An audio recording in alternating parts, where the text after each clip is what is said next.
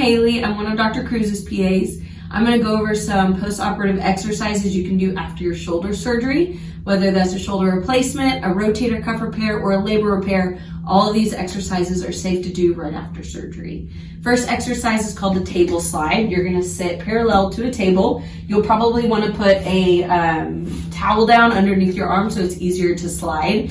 Your elbow is going to be at 90 degrees, and all you're going to do is slide a few inches forward and a few inches backward. And you can get your chest kind of involved as well, but you only go to a point of minimal discomfort. You do not need to lay on the table. That is way too far. Second exercise is called a pendulum. You're just going to have your operative arm hang down by your side. You kind of lean over so it's completely dead weight, and all you're going to do is small little circles. Okay, you don't need to get aggressive, no big circles, just small little circles, just allowing that joint to move freely. And then last exercise is just elbow range of motion. You can flex and extend your elbow as much as you want to. By doing this, you're going to help pump some of the fluid, the swelling back up your arm after surgery, and it's actually going to make everything feel a whole lot better. Hope this helps.